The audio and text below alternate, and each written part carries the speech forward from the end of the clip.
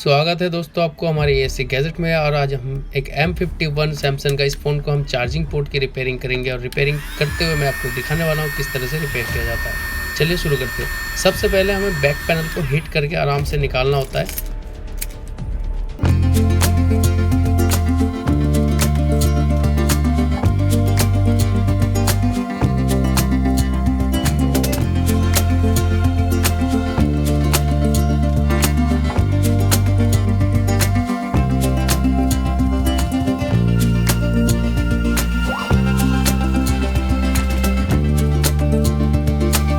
Back panel उतारने के बाद ही आप फिंगरप्रिंट सेंसर के कनेक्टर को निकालेंगे। फिर उसके बाद बैक पैनल की हड्डी को जो है निकालने के लिए चारों तरफ इसकी लॉक है, लॉक को खोलना होता है। इस तरह से खोलने के बाद आप अंदर की सारी चीज़ों को गौर से देखें, कौन सा चीज़ कहाँ है, उस हिसाब से उसको ओपन करना है। बैक पैनल को निकाल कर अब मैं आपको दिखाऊँगा। यहाँ पर देखिए पानी इसकी चार्जिंग जैक के जस्ट पीछे कंपोनेंट पर गया हुआ है।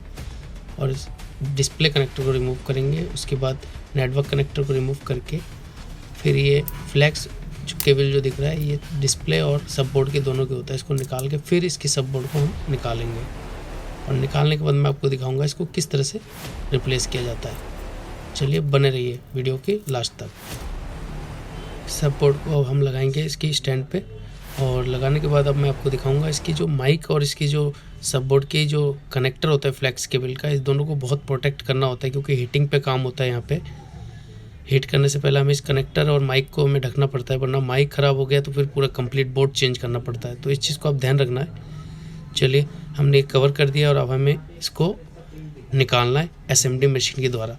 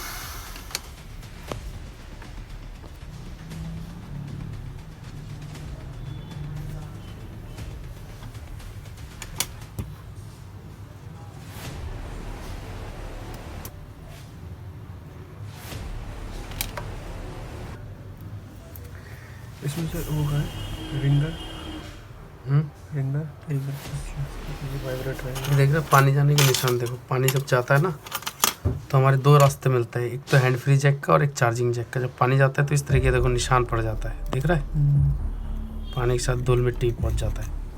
बाकी इधर नहीं है कुछ भी, अगर इधर आता तो मदरबोर्ड ख़त्म हो जाता है। तो इधर से इसलिए जाता है क्योंकि ये दो ही हमारे पास रास्ता है कि इसी से जा सकता है। उधर से भी आएगा लेकिन उधर कहाँ से आएगा, रिसीवर की तरफ से। इधर पानी आने की मतलब है यहाँ से जाएगा, फिर वो डिस्प्ले पे भी हाँ डिस्प्ले के अंदर मदरबोर्ड में प्रॉब्लम आ जाता है। फिर उस कंडीशन में अगर मदरबोर्ड में प्रॉब्लम आया तो फिर कुछ नहीं रिपेयर हो पाएगा, क्योंकि सारे ऐसी पेस्टेड है जैसे चार्जिंग जैक था, ठीक है ना।